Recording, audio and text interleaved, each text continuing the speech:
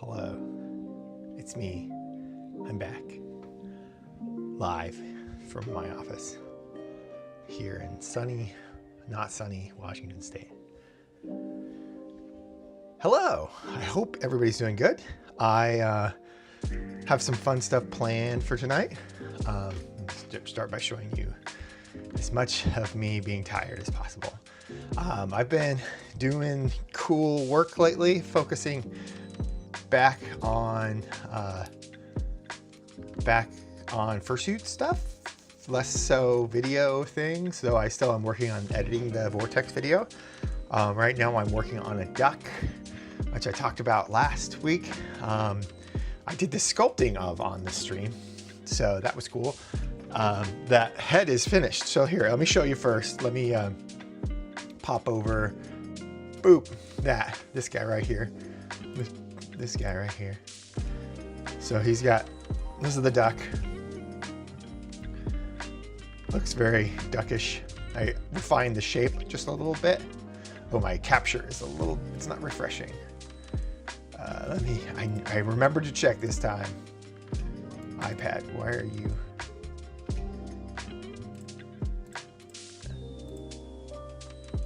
Okay, no. Let me try this. I'm gonna unplug it and plug it back in.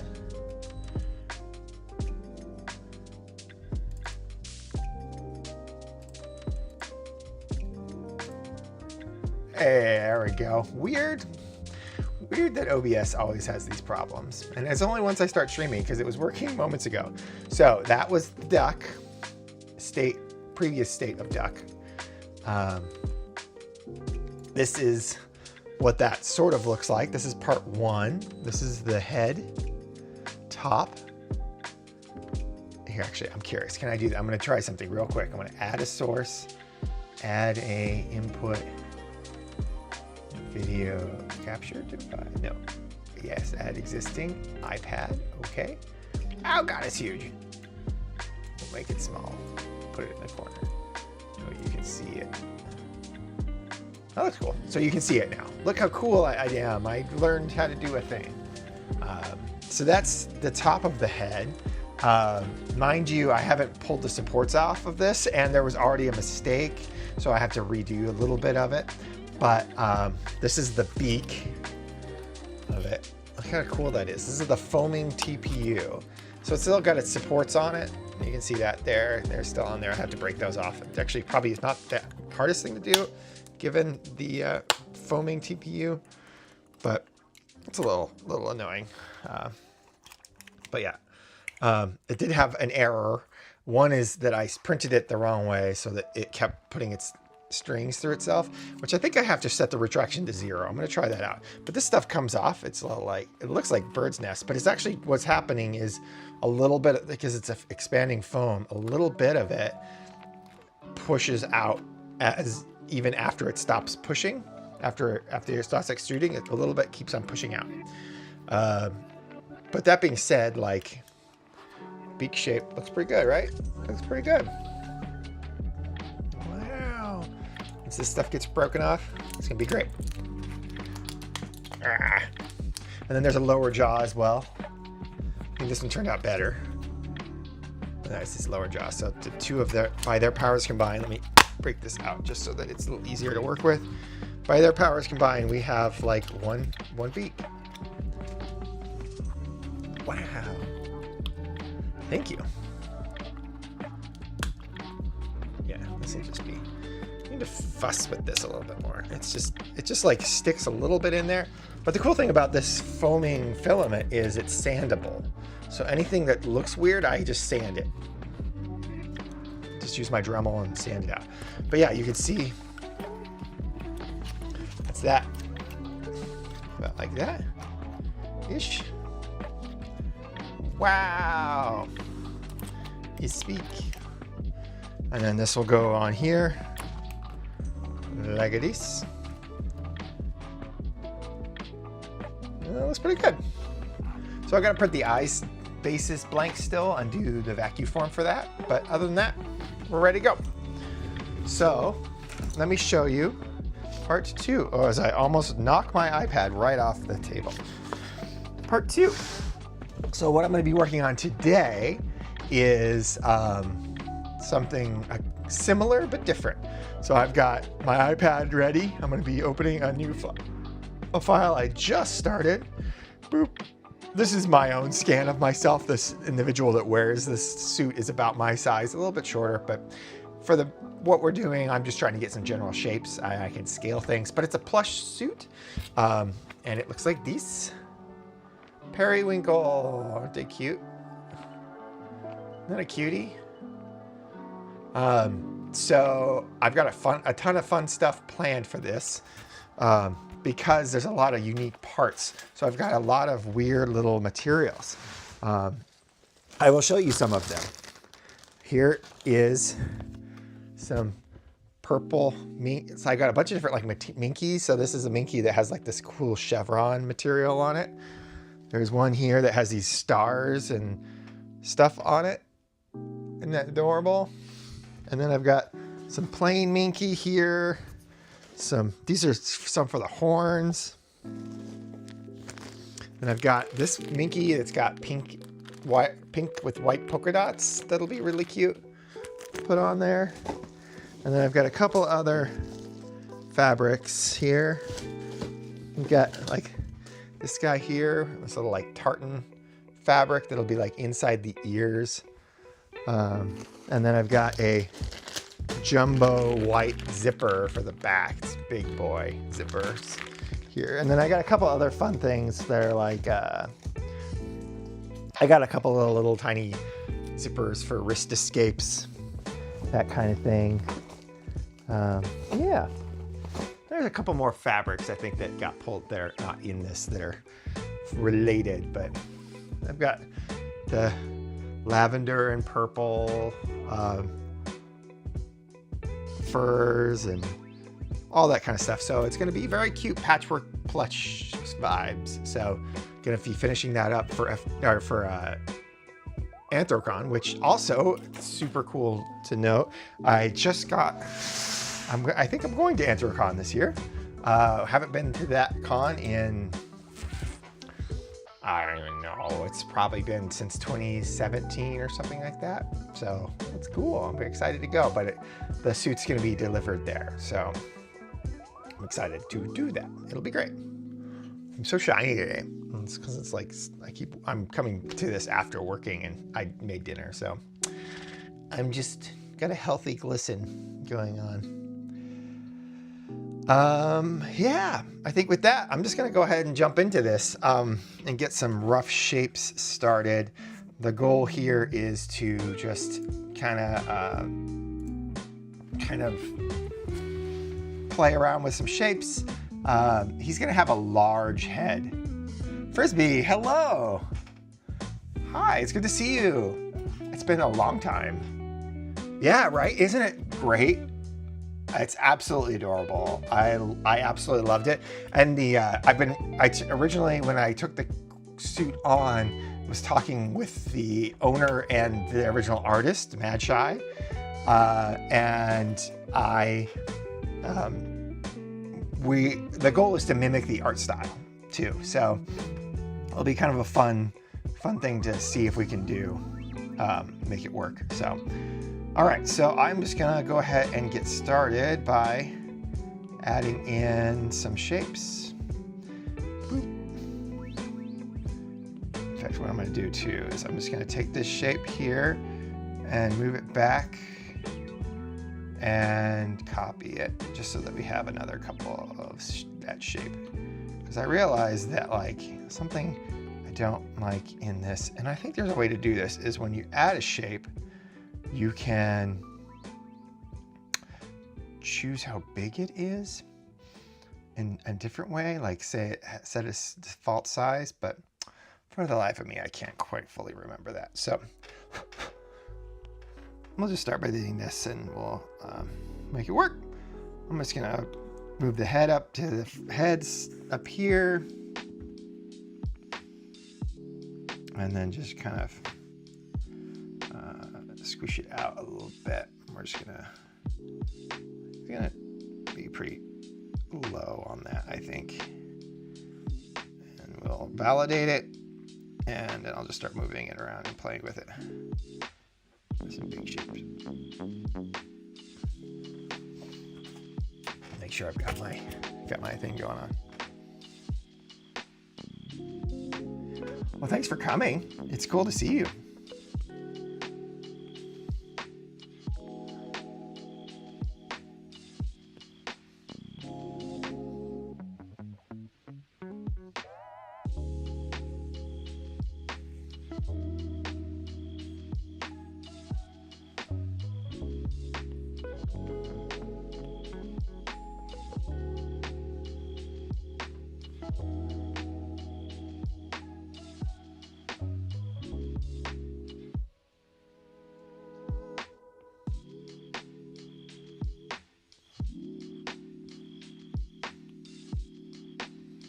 Add in dynamic topology here and grab the nose area and pull that out.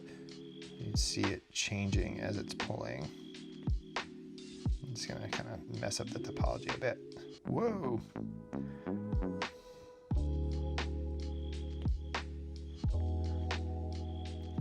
Looks pretty good. Cute cow shape. Very round muzzle shape. And then we're gonna pull in the eyes here. Like that. There we go. That's pretty good.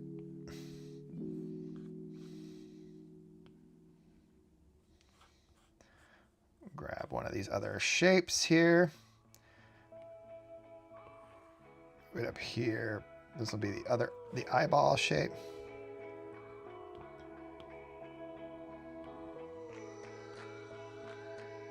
Add a mirror to this one. Put that back on.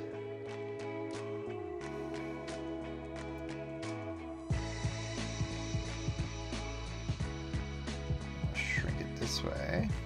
And then rotate it this way. A little smaller. That's pretty cute. A little bit smaller so we get a nice bigger curve to it. Back to that, move this around.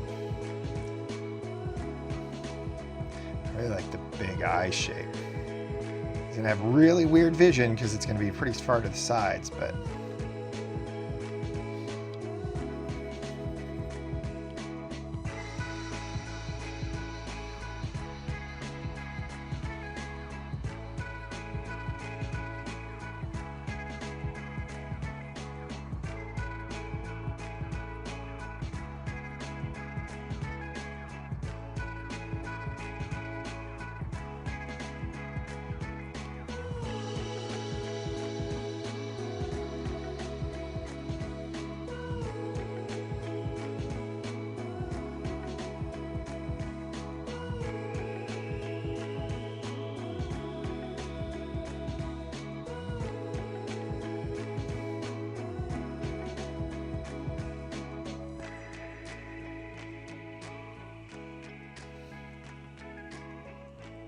this artist had a booth right across from me at MFF this year.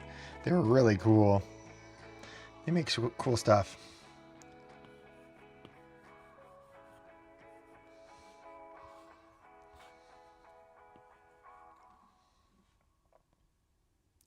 Oh, they changed how that looks.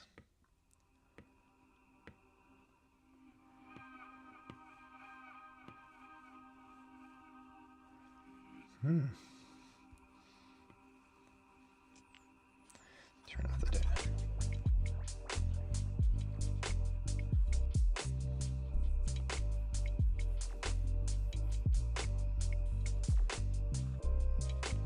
Me too. They've got some cute, what's it called? The show we watched, Arcane. They've got some cute Arcane art, like My Little Pony. I think like My Little Pony Arcane mix of stuff, and it's really cute. Let's turn the dynamic topology back on. Crease this again.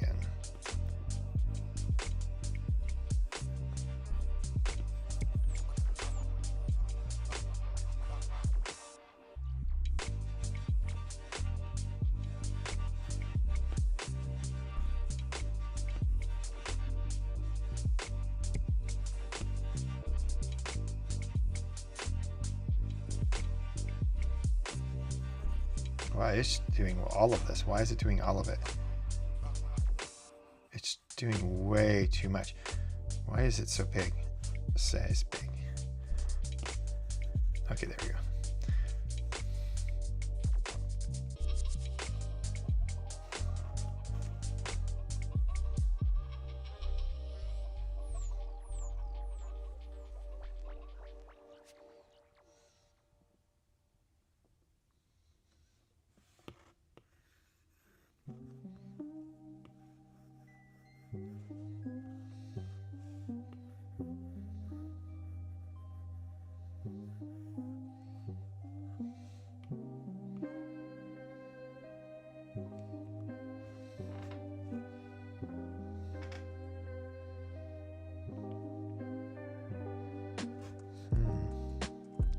Oh, I see what's happening.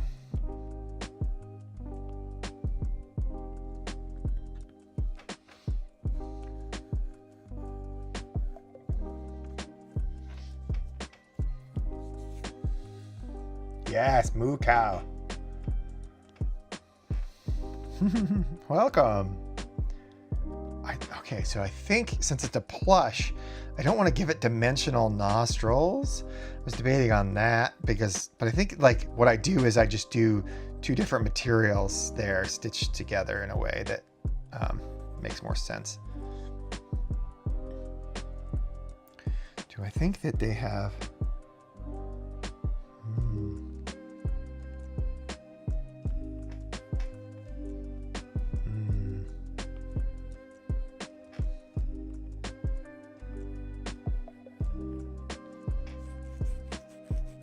Yes, their nerd branches are so good.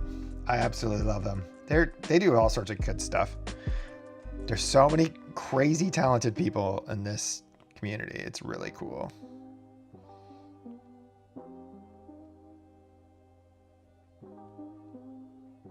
Okay, so I think what we do is we go...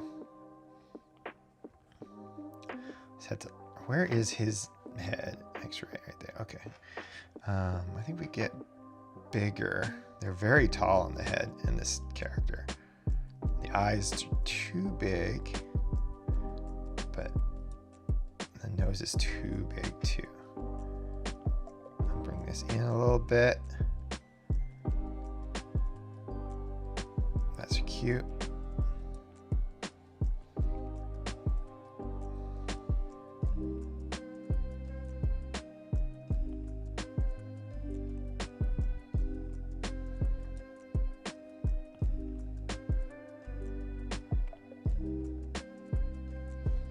Ooh, I love how that just like the last stroke that does, it goes crazy. Move.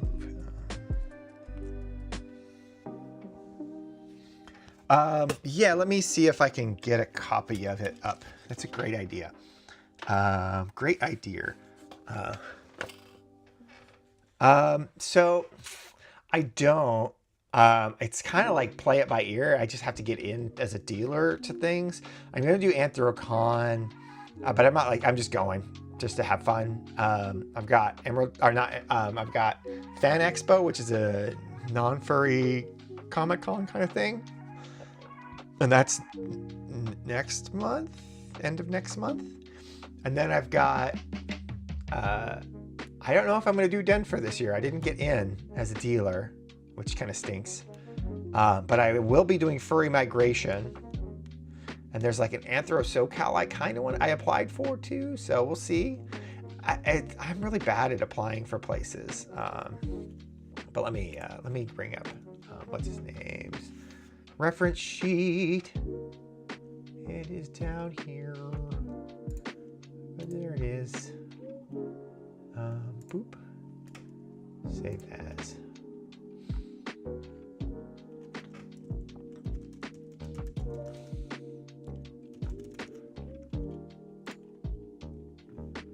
Let me see if I can add this. Add an image. Add an image. Ooh, create new.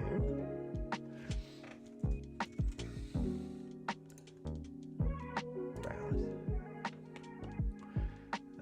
This is on my desktop.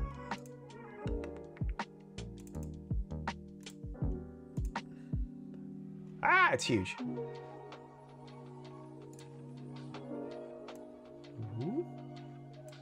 I'll put this like down here, just a little bit smaller here.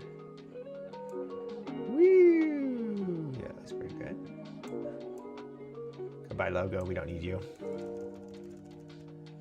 Does that look okay, or is that too small? I can also like send it behind that and be like,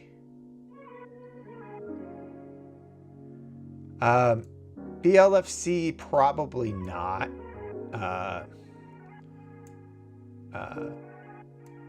Yeah, I'll just leave it like this. That looks pretty good. Behind there is better, so everybody can see it a little bit better. BLFC probably not. A little bigger. You want it bigger? How about I do like this, and then I put me in front of it? How's that sound? Whoop. Wow, look at that. It's like I know what I'm doing. I don't know what I'm doing. No idea. I'm just making it up, baby. All right. Cool. There it is. All right. So that's what I'm working on right now. I'm just trying to get some basic shapes here. But yeah, BLFC, probably not, though. There's a big chunk of me that wants to go back because it's been a while. MFF, if I get in as a dealer, 100%. I had a great time dealing last year. It was a lot of fun. FC I'll apply for again, but and we'll go for sure, but I doubt I'll get a dealer spot. I've never gotten a dealer spot there. So, which is fine. I just get to enjoy that one, I guess. Why is this? What happened here? What happened to that cute smile? There it is. Weird. Oh, because I smoothed it, over smoothed it. This smooth size is huge right now.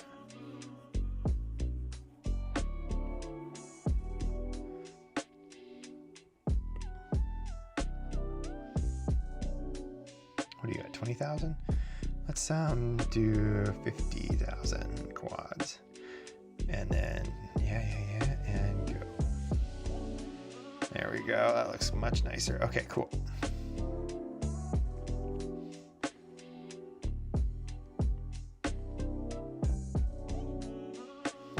We will subdivide and delete.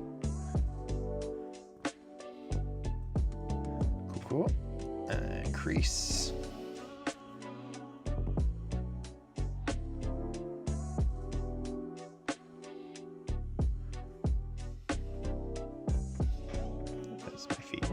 Foot shot.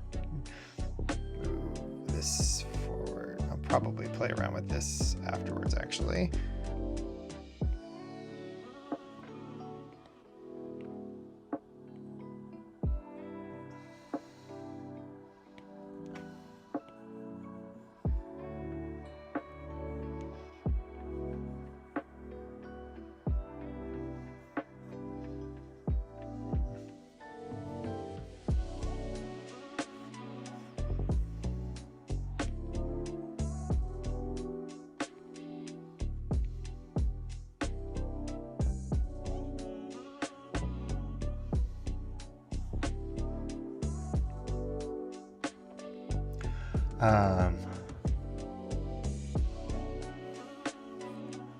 I'll definitely be applying. The problem right now is that like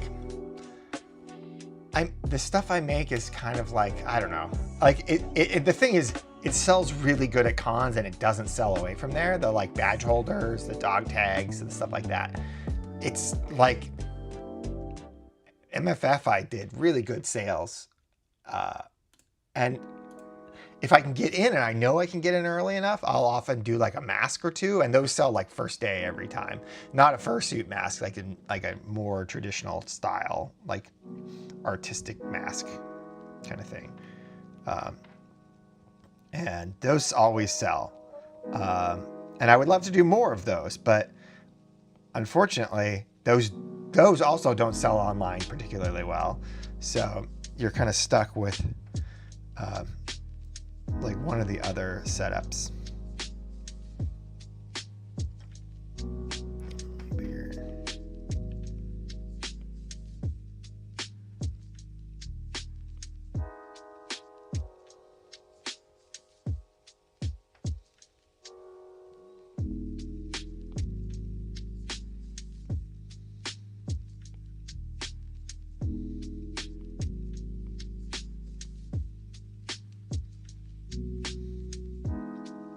Another thing I can do is if I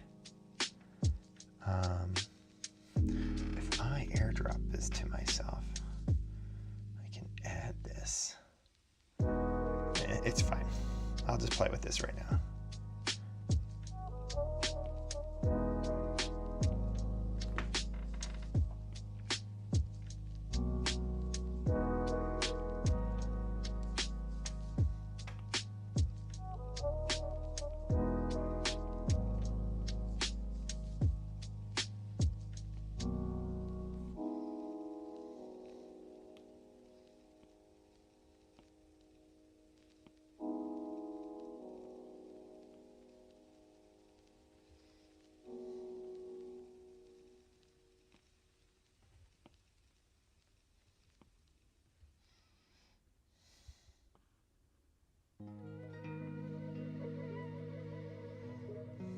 How's everybody doing today?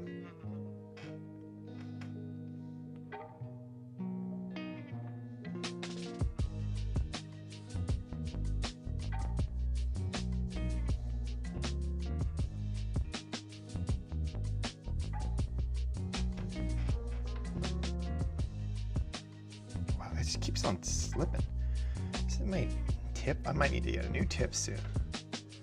I feel like that's, wow, this is, they updated this and it just got weirdly sensitive in ways that I'm not used to.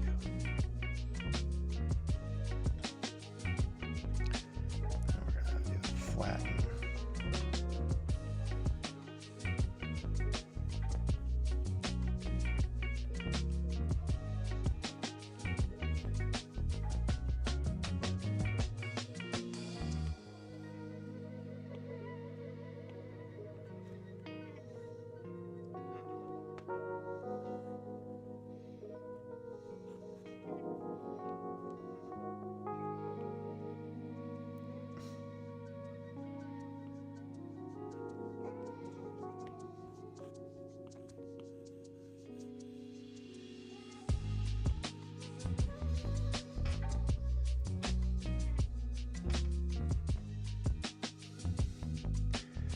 I understand the long day thing. I've been doing a lot of work on this duck. He's got a lot of like weird little parts, but he's getting there. I'm honestly hoping to be done with everything but the head by the end of the week.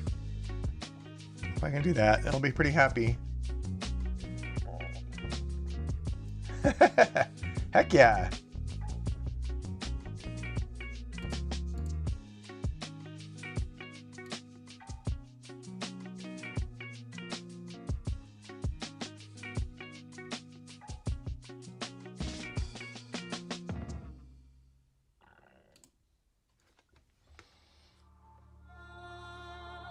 What are you sculpting?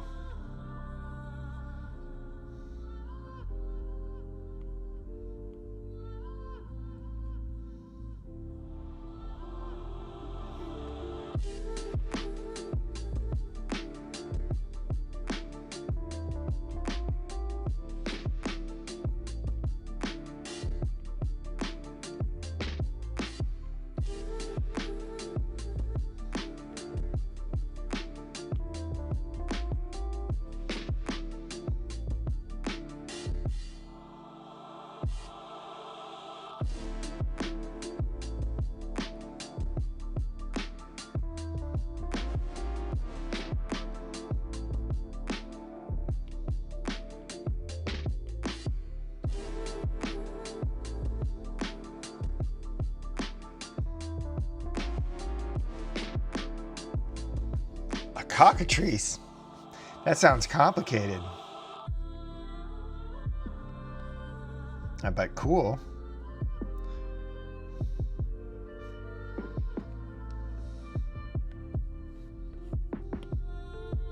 Do you do a lot of 3D work, fursuit kind of things? I think I recognize your name.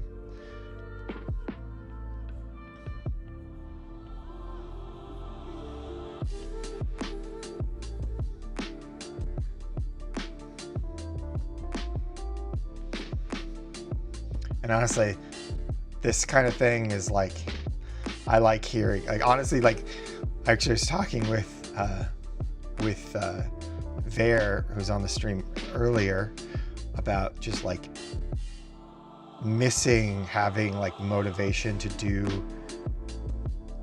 projects in the evening, because I work during the day, and then like I honestly like I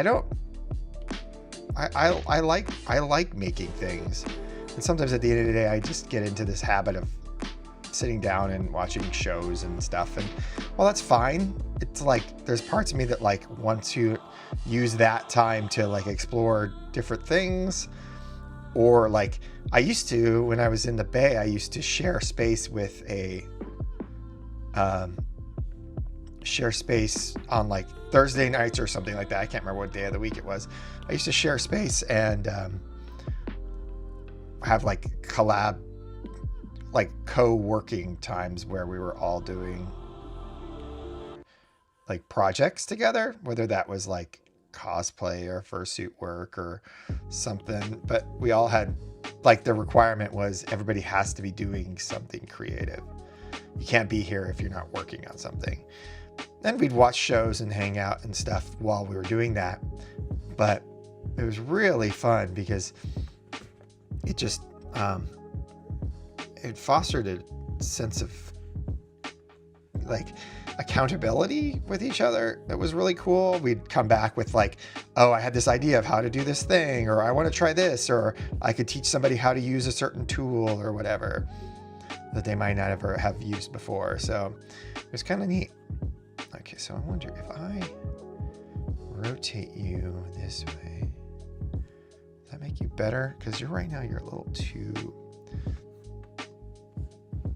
Can I move that down? I wonder if can I move that to the bottom right corner? Interface. And what's it called? It's got a stupid name. It's got a stupid name.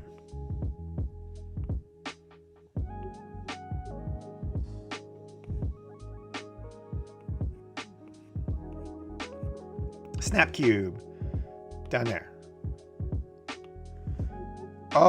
Oh, yeah, that's good because my thumb is down there normally. Oh, cool. I like that.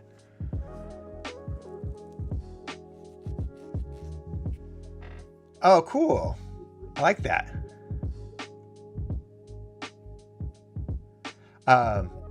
Yeah, so I love audiobooks.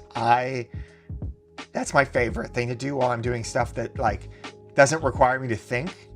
So like if I'm sculpting ahead or I'm doing something that requires a little bit of like mental thoughtfulness or whatever, I can't listen to that or because I'll just lose spots.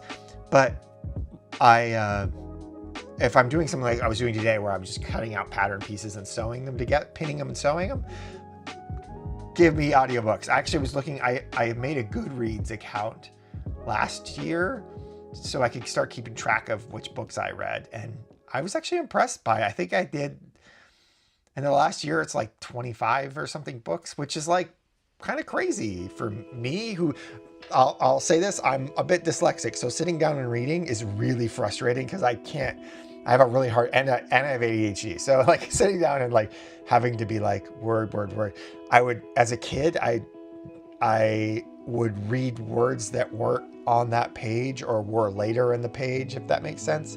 And so I had to learn how to read better, but I found a real big love for audiobooks at the same time because it solved that for me. So I have lots of audiobooks. I'm currently reading the first book of the Stormlight Archive, A Way of Kings, and it's like a 50-hour book. It's the longest one I've done in a long time. And I'm also listening to Dungeon Crawler Carl Book 5. So like, I just finished the first book of The Expanse, and I love it. I love all of it. It's really fun for me to kind of get into it. I love fiction. I tend to lean towards sci-fi fantasy types because like my brain really enjoys the world building of it all. But yeah.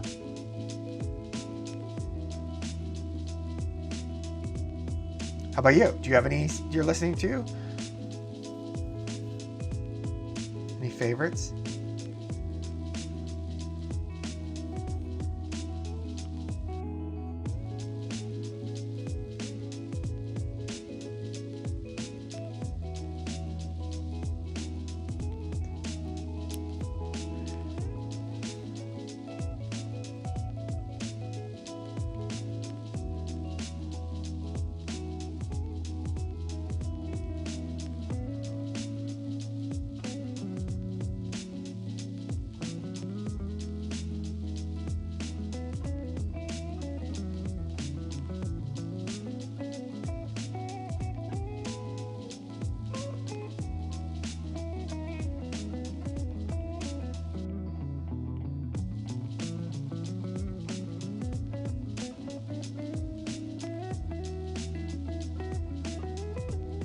This is starting to look pretty good. I feel like the shapes are starting to line up.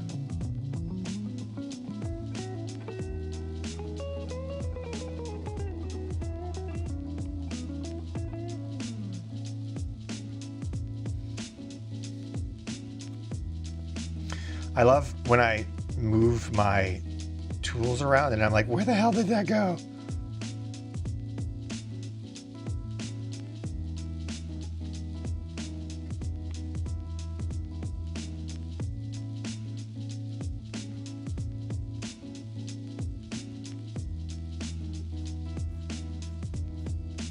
Why is my gizmo down there?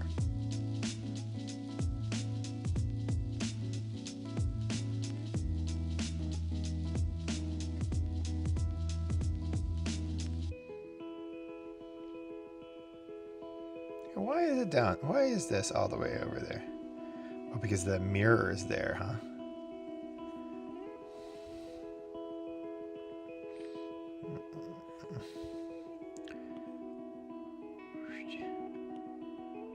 Cute. Okay, good. I like that. It's not perfect yet, but that's okay. We're gonna move forward. I'm gonna go into here and boop. Add a mirror. Boop, boop, boop, boop.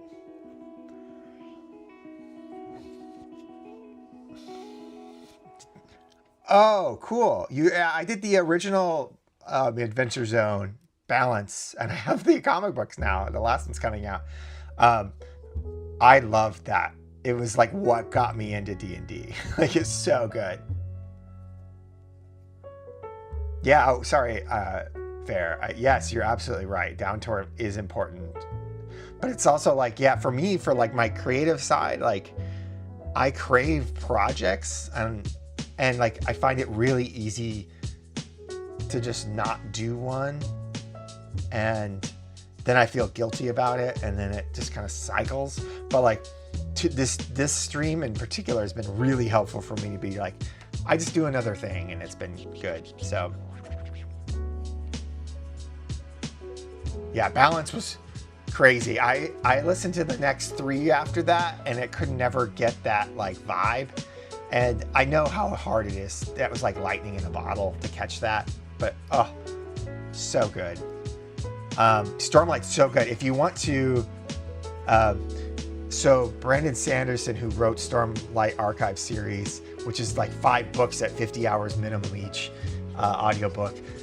If you want an easier one to get into, that's like, you might like it. It's much more digestible. It's much shorter. The Mistborn trilogy is so crazy good. So yeah, I think I listened to the. I did the one where they were like in West Virginia. Did that whole one, and there was another one that we did, and then the one we stopped on was the underwater one because I just couldn't get into it as much. But I think part of it is like that format for me is like a weekly thing or monthly or whatever is harder for me to get into because I want to hear back to back, and I don't like rehashing the previous episode. So yeah.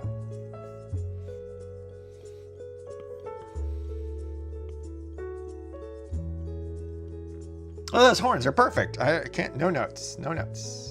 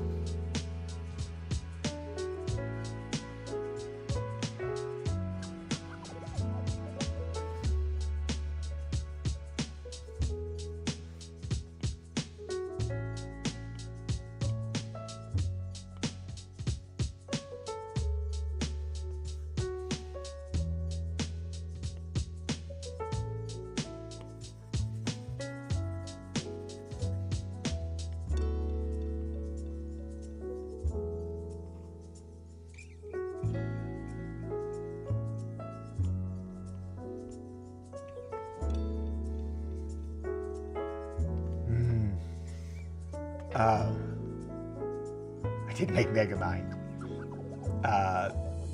Yeah, the cryptid one. Yeah, Amnesty sounds right. But yeah, the first one was so good.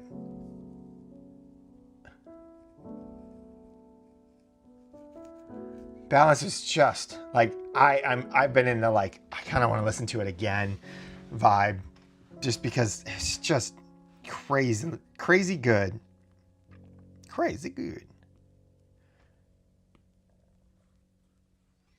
All right, I need to put this on and just like look at this head, because the head got kind of funky and I need it to be a little bit more round. Move this.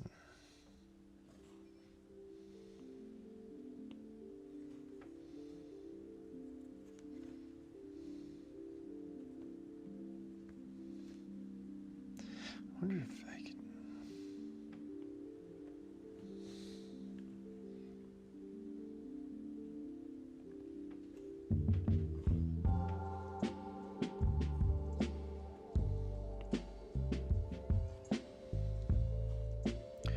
Oh, when do we lose symmetry here?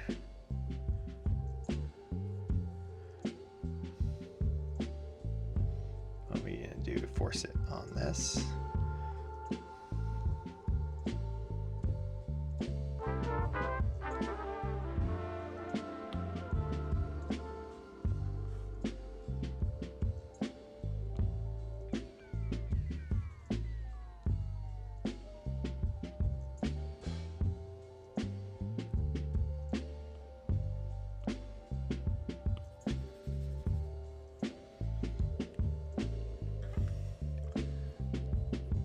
Oh yeah, we were listening to Versus Dracula and I really liked it. I was really liking that one. It's fascinating. The character dynamic is fascinating because you find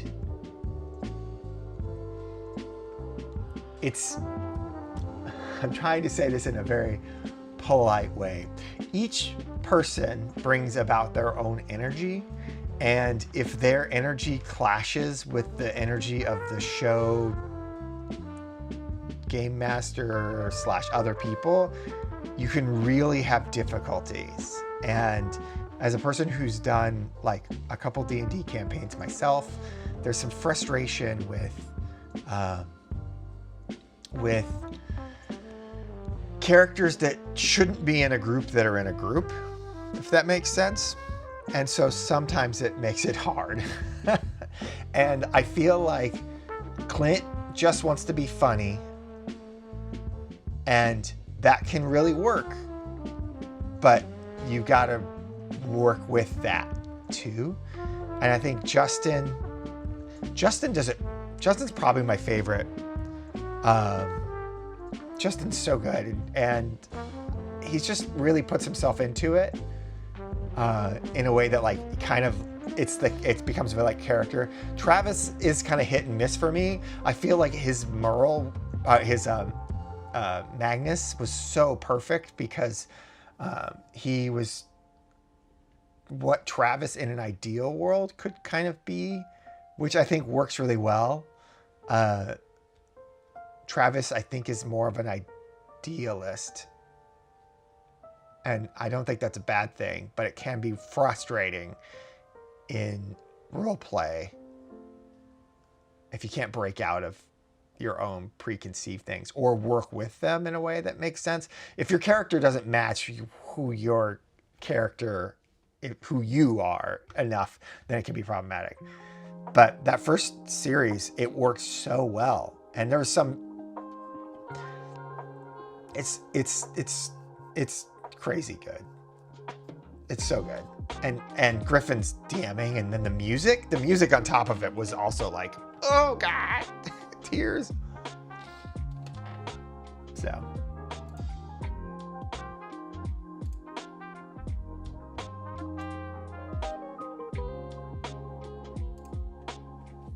Cool. Okay, where was I? What am I doing with my life? That's right. I'm making shapes. Make shapes.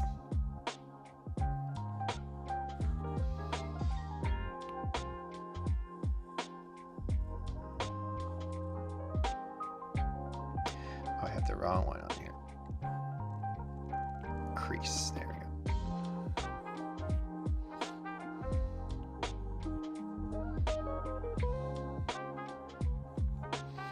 I think that this should be just like more bulbous a little bit.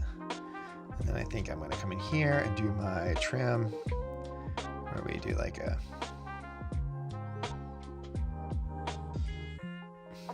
do that, and then we fix it. I'll get this grid off of here. Make that one sharp.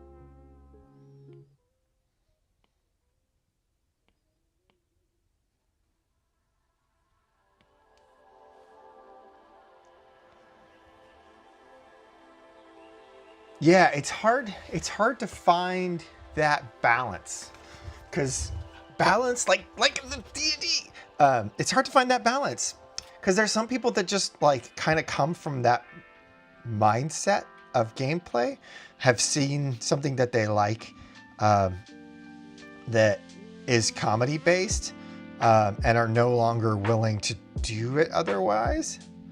And like, it's not the worst thing ever to want to make it funny at all. I think it can be a lot of fun.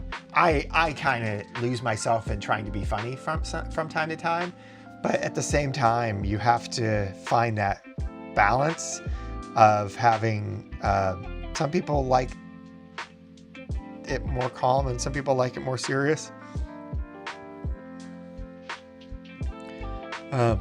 And if you can't find the points, I feel like if you can't find the points where it's serious, then it's never, like, it never means as much. And then, but the opposite is true too. I think that, like, if a person is too serious, then you can also have a mid campaign because, or like a mid time because of that. Like you're just not able to get into it in the same way. Nothing can have the depth and weight. I DM'd the Curse of Strahd campaign once, and like finding, especially in a campaign where the like premise is incredibly dark, finding that happy middle ground is hard.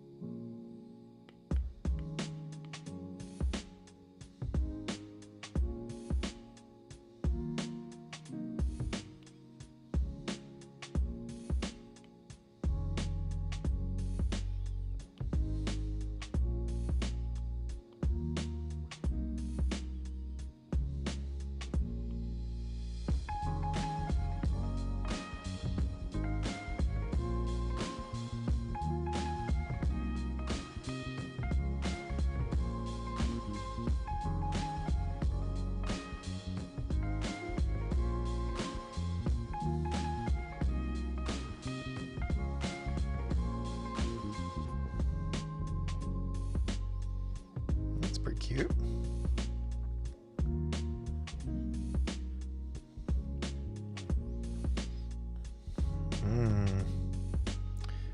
That's looking like something. What do you think? It's looking like something. Now let's get some more horns on here.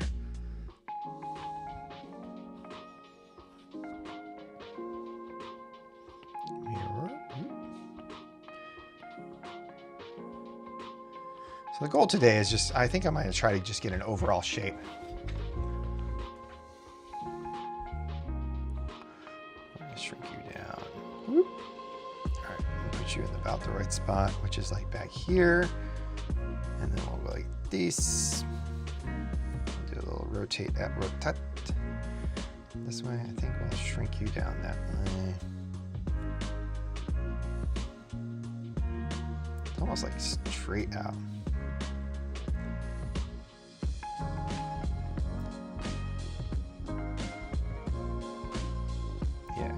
So front view would be like there. We will lengthen you this way and then shrink you a little more this way. That looks pretty good. And then we'll validate and we will grab, move. We're gonna do dynamic because this is gonna be really funky.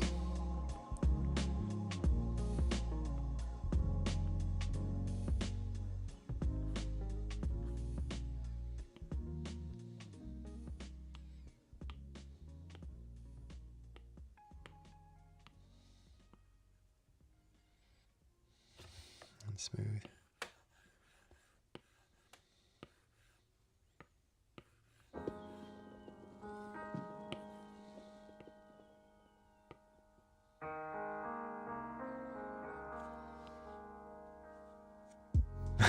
Yeah, I feel it. It's that like it's a tough. D&D is tough. It's tough. It's a hard thing to get right. And like the thing is, it's not, you can't prescribe it for because every group is going to play differently, and it's going to be, some people will work better, and like some people are really good at the comedy thing. I have a friend that is really freaking funny, and he's really good at that side of D&D. So like, I'm not ever going to be like, you can't do it, because it definitely adds a flair to it. But I think it helps if like you have like discussions ahead of time about what is wanted and desired for each individual group or person or whatever. Oh, did I do the thing where I quad remeshed it and shouldn't have, or and with a mirror and shouldn't have?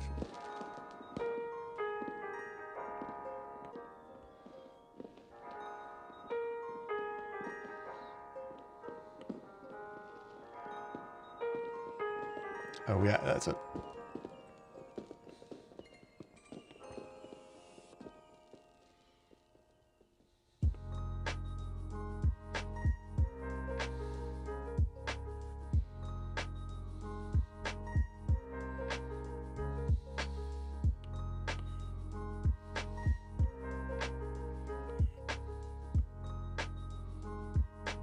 There we go.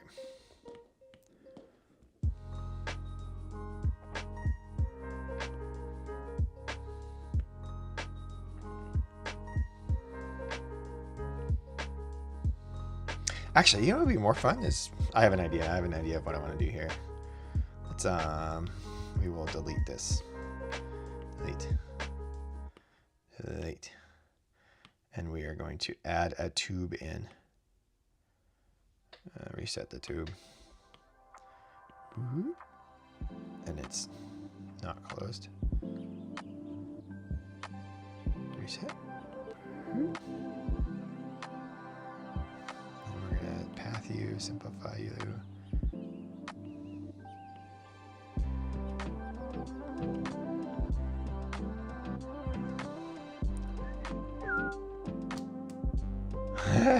Yeah, getting some work done.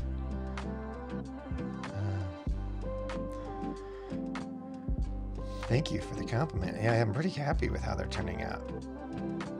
All right, so now we do the fun thing, which is one of my favorite things about this program, which is we can change the radius across the whole thing.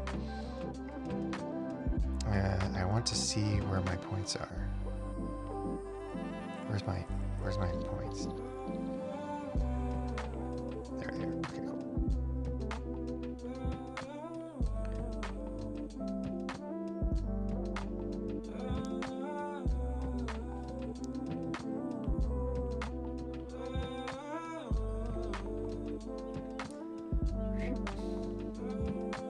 We're gonna add some more divisions. There we go.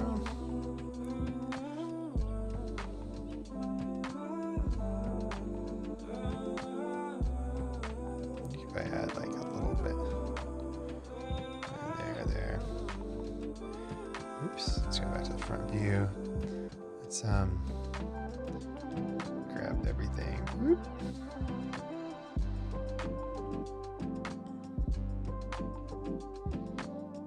I'm going to shrink the head size just a tiny amount. We'll see if the client hates it or not. But I think the head is just going to be a little unwieldy large if I don't give it just a little bit of something here.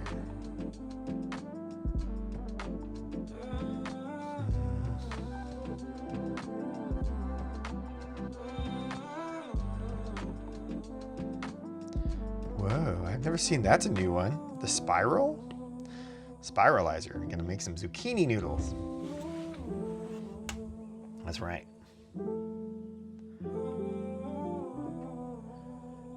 I kinda like that. I kinda like it.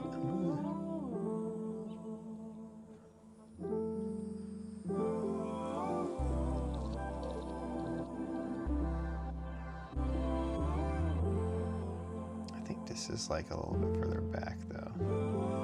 Maybe it's like this.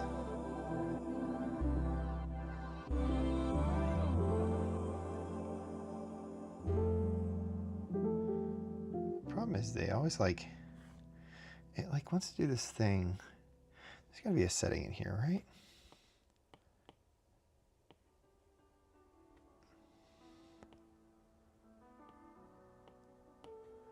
Oh,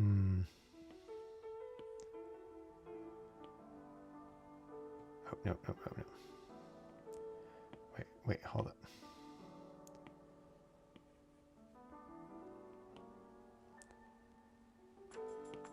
this do? Hold up. I can add, oh, that's right. Okay. Okay, cool. Yeah, they've added some new commands in here.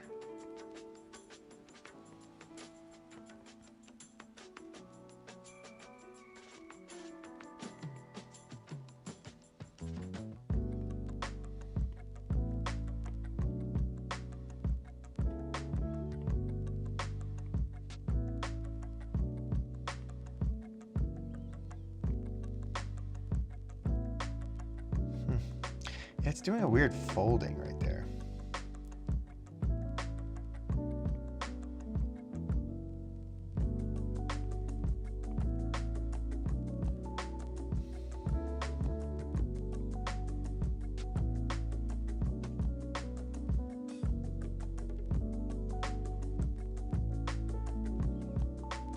That looks pretty good. Maybe a little bit of a downward motion before it goes back up again.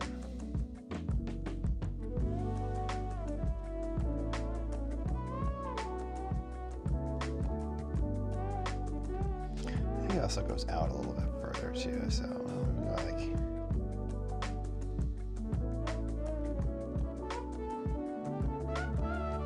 yeah, that looks pretty good.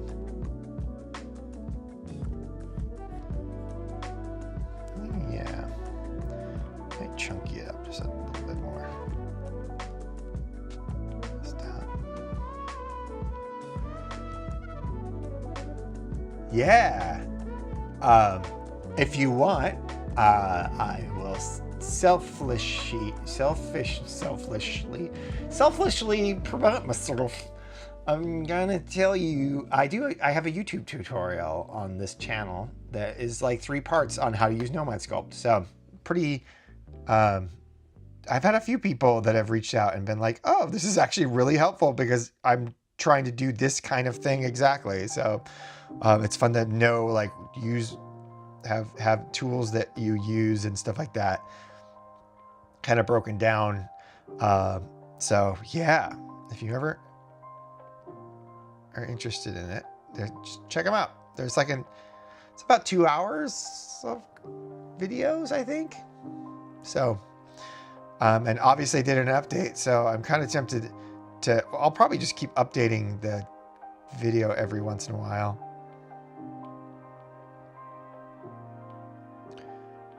Okay, I think that's good. I don't want to do too much more. I think we're gonna add this and just give it a little bit of a forward twist. Maybe I'll validate it. Actually, here's what I'll do. I'll delete that. We're gonna duplicate you, hide you. We will mirror you, and then validate you, and then we will smooth. Boop, boop.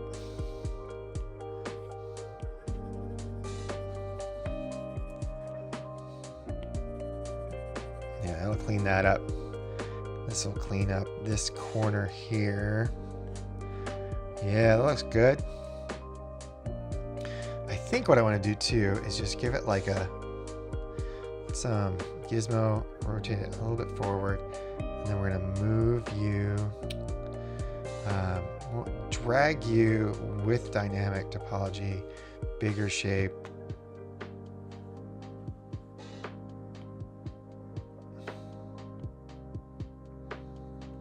Maybe move, big shape.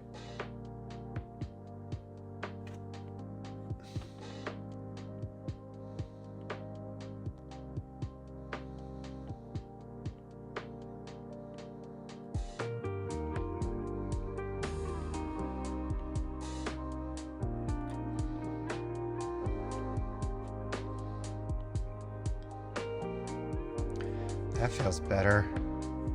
Yeah, I like that more. I think this needs to be a little sharper.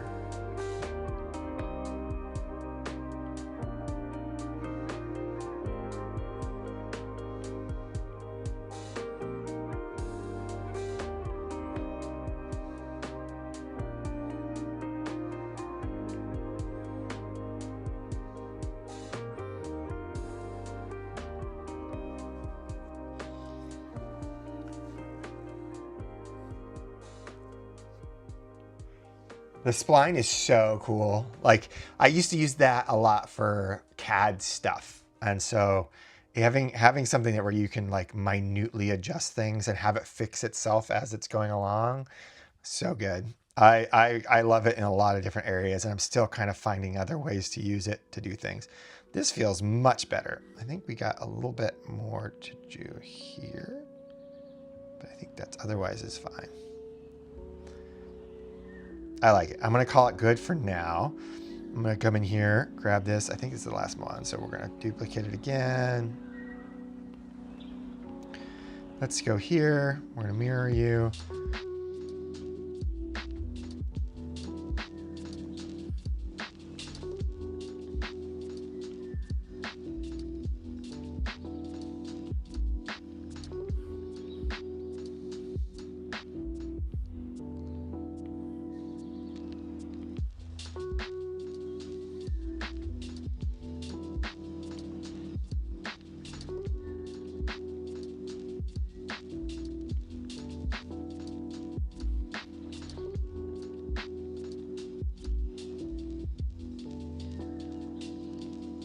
All right, I'm cool with that. We'll validate you. Definitely gonna need to come in here, subdivide, delete lower, and then we're gonna do some big movements here. Why are you doing that thing where you're pinned? You're not pinned. Okay. Boop.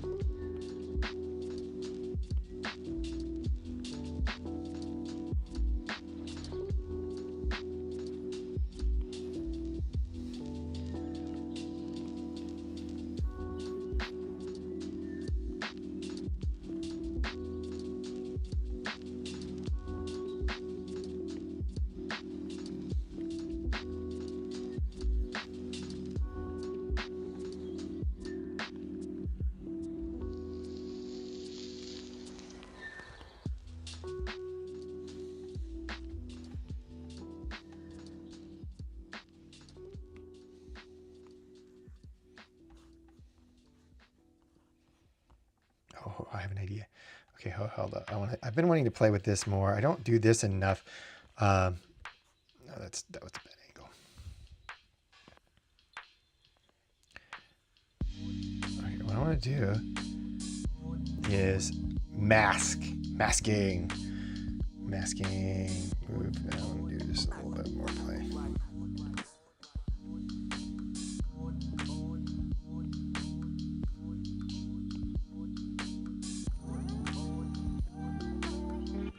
All right, so we're gonna put my masks on, and we're gonna.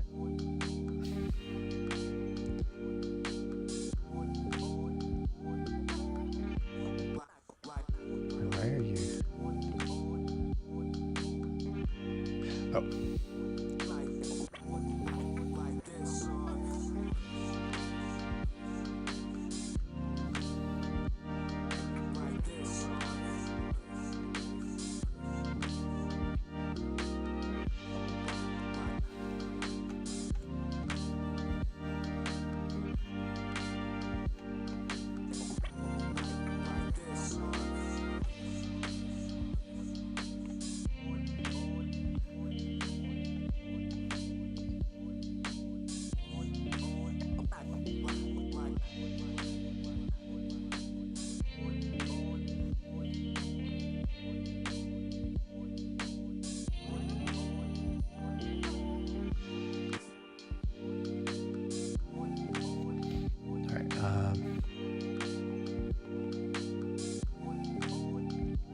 And then I'm going to go in here, face group that.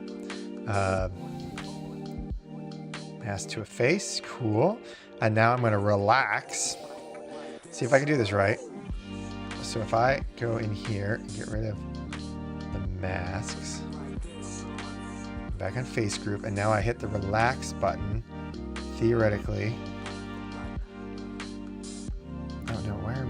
turn off the dynamic topology. I just want to relax. Relax. What was this?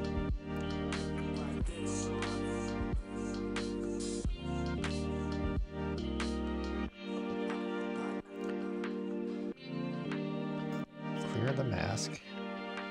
And now we go to relax the... Yes, okay, cool, cool, cool. So now we relax the face groups, and look at that line get better.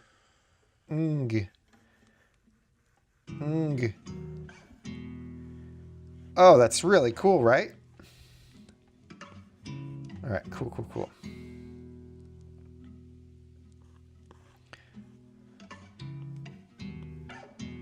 Now we go back to dot.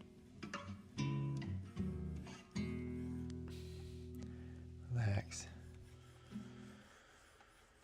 And then we quad remesh with the same.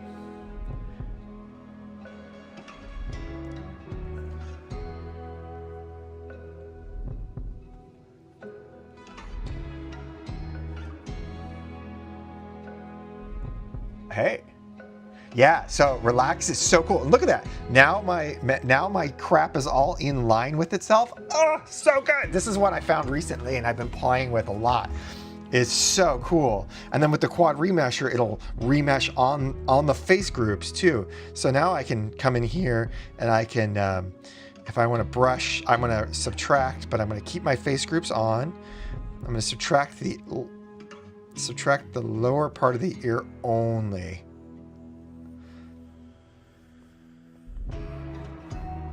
So now I've got this nice crisp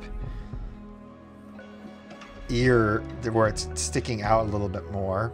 It's not perfect, but the goal isn't for it to be perfect. The goal is just to get broad shapes here first.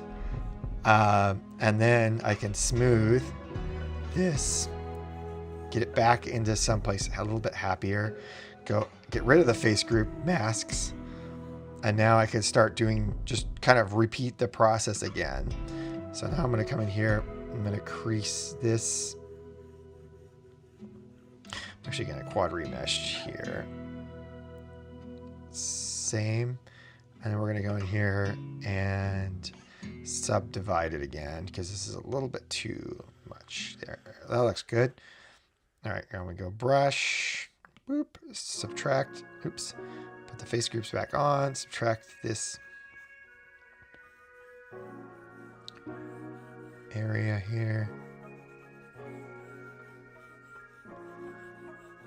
And the goal is just to get it fairly thin, and then we'll smooth it. Get these edges so they're not too thin. Look at that. Look at that. That's so easy, much easier. This is bad. There's some horrible geometry here, but the magic of smoothing. And in fact, what we'll do is we'll get rid of the face groups too, and we'll smooth the edges. And that should even things back out again. And then I can come back here and crease.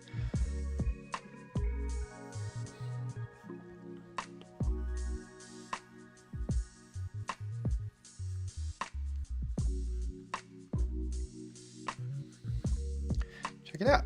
That's pretty good.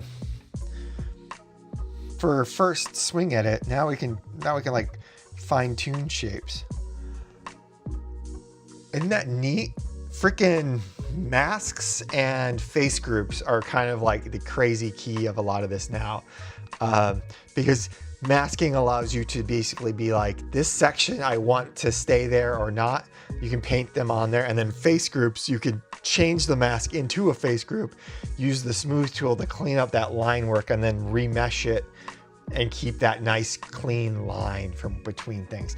It's so one of the things I do is I make bucks out of eyes for a vacuum form. Basically, you just vacuum form plastic over an eye shape. And the weird thing about that is, so I'm taking these eye shapes that look like this. I make a shape. Actually, here, let me just do this. I'll save here. Then we're gonna open here. Boop. Yeah. So this is the shape of this, right? If I solo it, it's kind of This is like 3mm thick.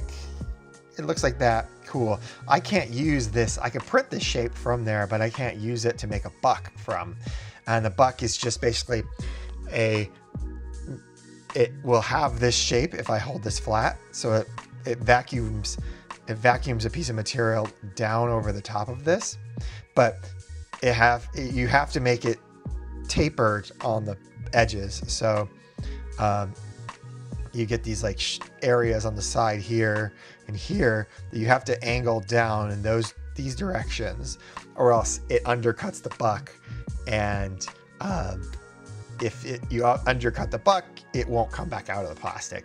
So by selecting this and going to like my face groups here, you can see I have got a green, pink, and orange on the face groups. The greens are the sides.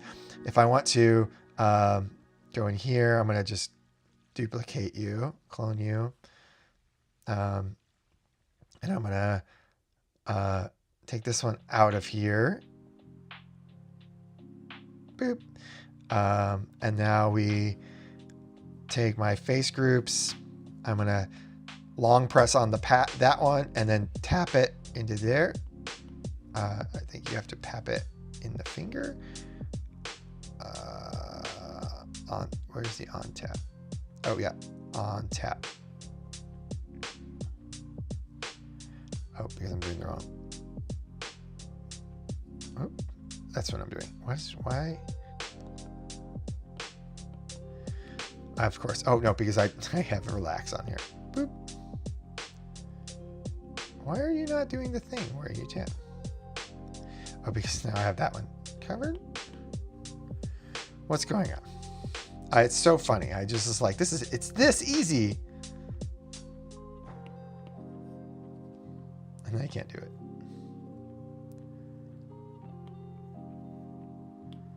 If I...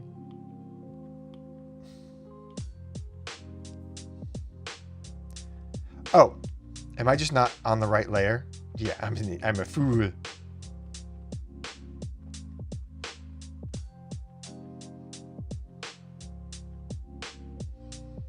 Yeah, so let me do that again. Because what I was doing, you couldn't see because it was hiding behind the other one. Yeah, there we go. Okay, so now I got that. And now I can be like, mask this one. So now it's just masking the front.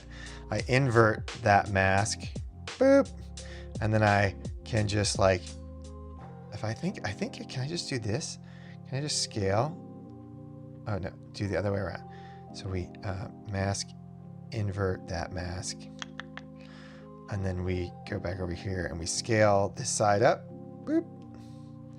And then we can just kind of like move it down. And now I've made my buck. It was that easy. I can even scale it up a little bit more. And that makes a nice angle to it. Now I've made a buck. That's all I had to do. And what I can do now is I go into my slicing software and I just cut the bottom off of here so it's as flat as possible. So honestly, like I think that's the problem I had too, Lair, is that I was overwhelmed by how many tutorials I had used, but only like getting 3 or 4 pieces of information from each one. And I was like, it's not enough for me. I need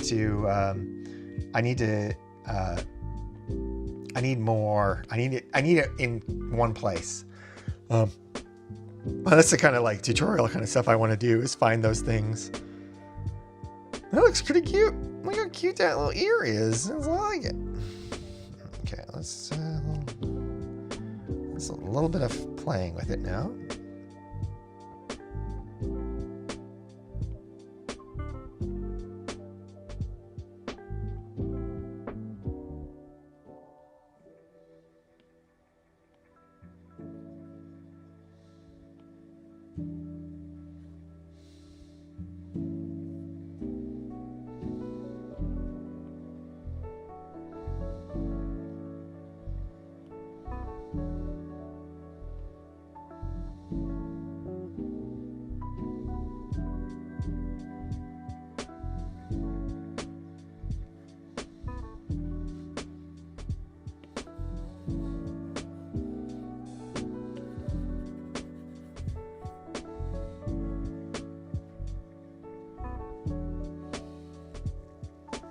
Yes, it's super easy to do because you can't, there's gotta be a way to slice this visually that I haven't found yet.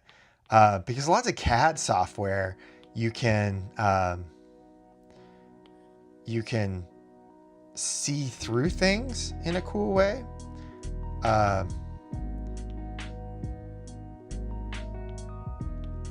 Let me show you, actually. I can just bring up Shaper 3D and be like, all right, so this is a project. This is the electronics box that I made for my Vortex cosplay.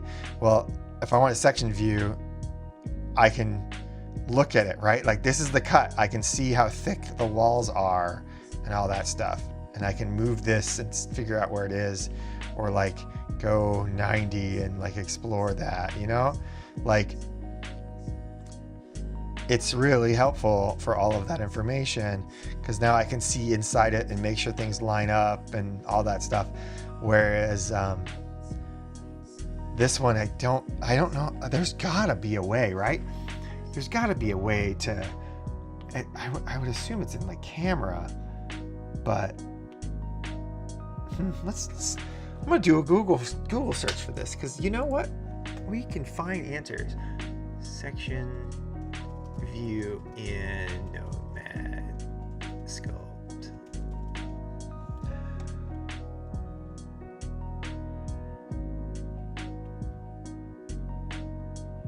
Oh, there isn't.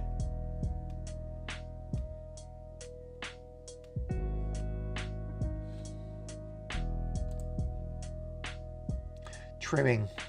Wow. Okay. There you go. Well, hello. Look who it is.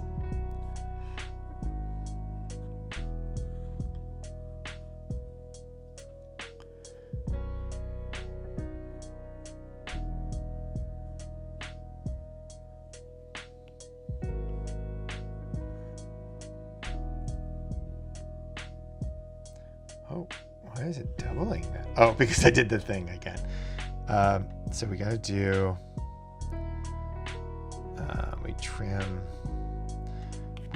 we trim with the line over here without that on, and now we should be able to move it. Boop. There we go.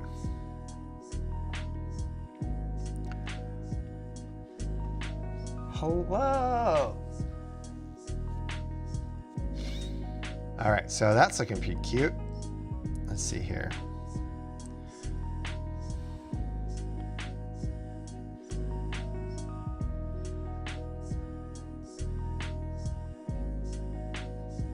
I'm not gonna worry too much about the mouth yet, but I will add just a tiny bit of a crease into here. Flatten that. Oops, we're getting...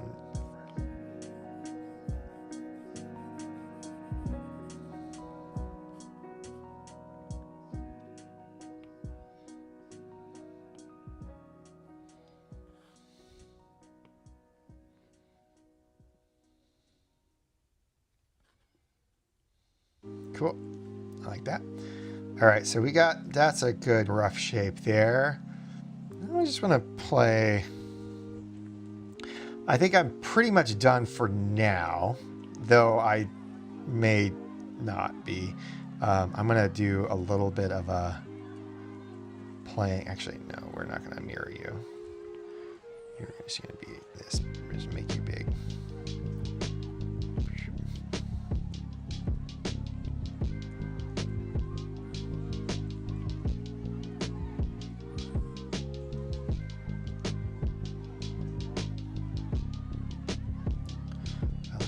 Actually, we're gonna go ahead and clone you. And the second one's gonna go down there. And we'll do this. Delete lower, subdivide, delete lower, move. So Nomad is very different. Nomad is a dedicated sculpting software. It's more art focused than Blender is. Blender is incredibly technically focused. Blender, I like to describe as like a multi-tool. It has a lot of abilities crammed into one thing, but it's not necessarily the best at any of those things, but there's a lot of options. On the opposite end, Nomad is like missing some pretty pivotal elements that could make it amazing on lots of levels, but it just doesn't do it. That being said, Blender announced last year that they're going to be making an iPad port.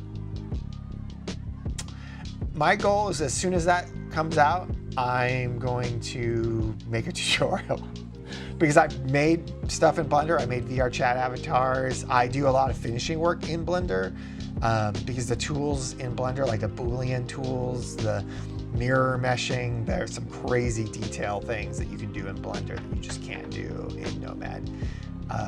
I would love to get this to the point where that just worked for me. I could make it. When it comes out, that'll be like my first video, no joke, because I think it needs to happen. There'll be a lot of people wanting that information.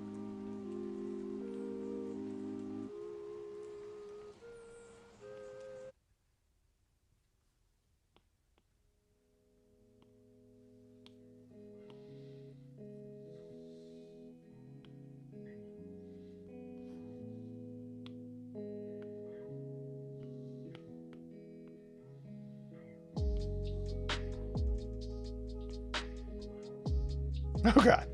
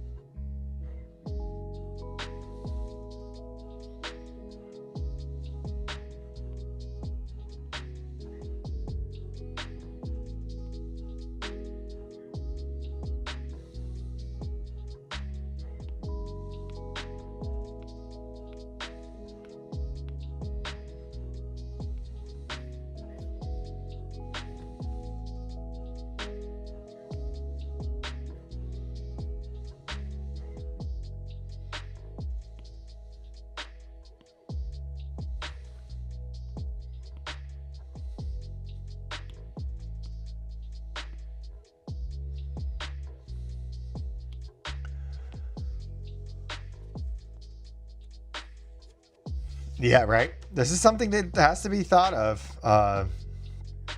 because it's always. Oh yeah, this is the person that I'm making the suit for. By the way, but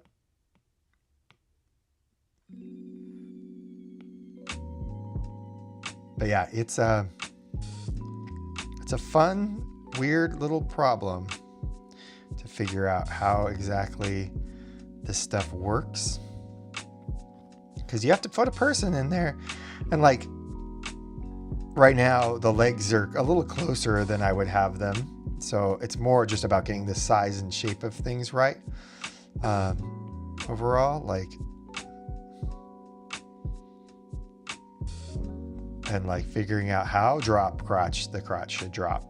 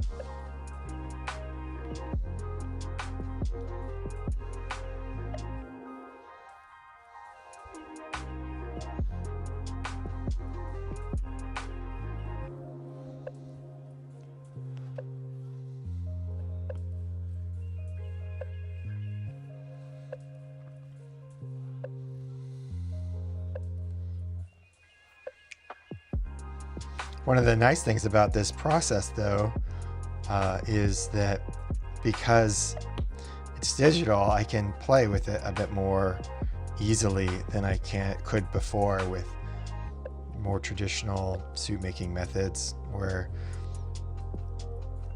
it was just hard to figure out sometimes what you wanted to do, because shapes don't always come easy.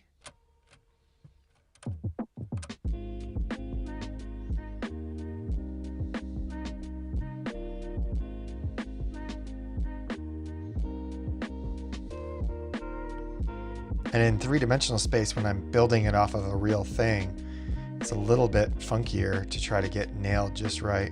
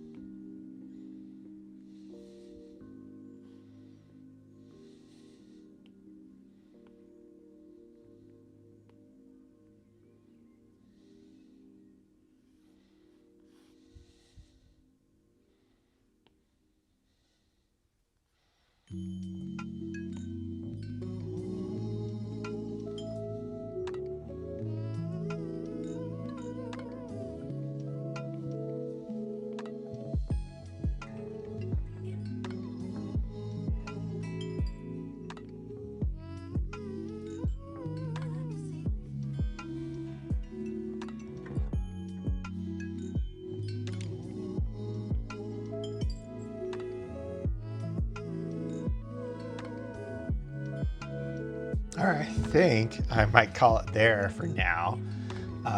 Just because I want to, so what I'll probably do next is slow down and make the feet and toes their own separate thing so that I can make them symmetrical across themselves and then put them into the right spot. And then play around with the like heights of certain things. I think overall, I'm pretty happy with the shape.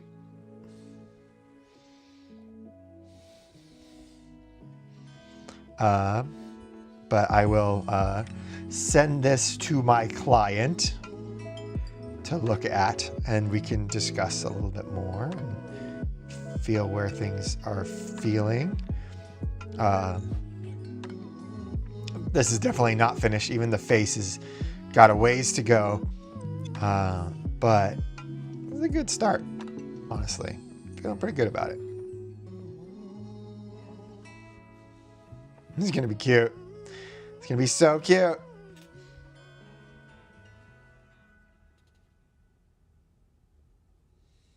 Cool. All right. So, that's a great question, Frisbee. So, actually talk about it in the video I'm doing now. Basically, I 3D print this at 1/6 scale.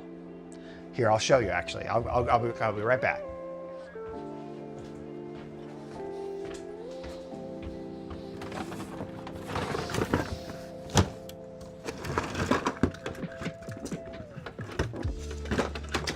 Yes, you can hear me moving around all of my stuff.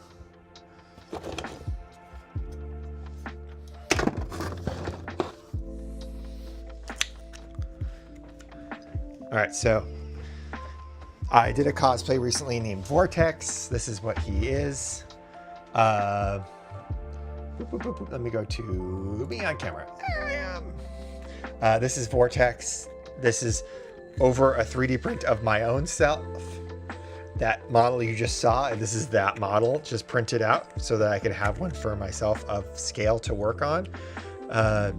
And what I can do is, so this is obviously like, if I can like pop that off. You can see that's my normal chest torso area. And then what I did was I take just like masking tape, some easy to like work with thinner tape, and I tape it to the thing as if I'm patterning full scale, like duct tape patterning. And I then cut that off and put it onto just printer paper. And then I scan that with a normal scanning bed scanner. And then I project that onto the wall, blowing it up 6 times, right? So how I do that is when I put it down on the printer paper, I then take a ruler and mark on the printer paper a line, like a line, and then every inch on that line. And every, what is it? One inch equals 1 foot? Is that right? 1 inch equals a foot? And my brain's not mathing so good right now. So it's he's 1 foot tall, I'm 6 feet tall. So every 2 inches is a foot. Is that right? Yeah, every 2 inches is a foot. So every 2 inches on the printer paper that I've taped this down to, all the little paint, is a foot. And then I project it up on the wall, and I make some markings on the wall that are 2 feet or a foot, and I now have everything figured out. Like, it just works. You just scale it up. Does that make sense? 1/6 is, yeah. Mathing is hard. I've been working all day. Get off my back. You guys are so mean. Just kidding. Just kidding. Please don't leave me. But yeah, so I scale it. I project it on the wall behind me, and then I transfer it out. And I've got just like an inexpensive projector that's like small. But it's just scaled up work. And you can do that with printer paper too. You can like transfer it and then scale it up in Photoshop and just print it off and tape the pieces together. That also works. So there's lots of ways to do it. I just use and then I actually, ooh, yeah, my light just turned off. That means it's time for me to be done. I actually do that for the foam center work, and then I pattern duct tape off of the top of that. So I use that to create my foam shells instead of filling it with polyfill, because polyfill, while I love it, it is hard to deal with as a maker, and as an owner. Like, you have sweat and you have to replace it, and it's heavier and it's hard to fly with or travel with. So I've just gotten to the point where like cosplays and bigger stuff tends to be foam padding pockets kind of things. And that padding pocket can then still be filled with polyfill to give it that weight or whatever if you want to, but it's not a requirement. And to be fair, like, the polyfill wears the suits out faster too. The weight of it can just get to be a lot. So I tend to like the foam structure more. And then, you know, you can still just use polyfill.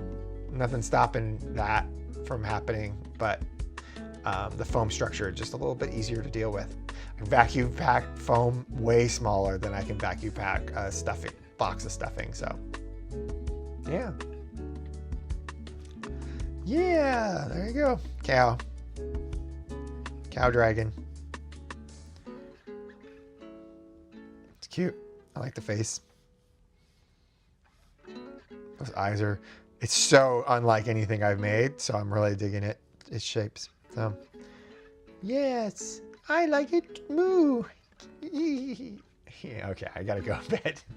I've been streaming for an hour or something now. I don't know, hour and a half? Is that right? Heck yeah. Oh, I haven't dropped a single frame? Baby. Dude, yeah. That's great. All right, y'all. Thanks again for coming. It was great to hang out with you guys yet again. And I hope to see you around. Feel free to reach out if you have any questions or anything. Thanks again. And I'll see you next time here at the Fuzz Academy. Bye.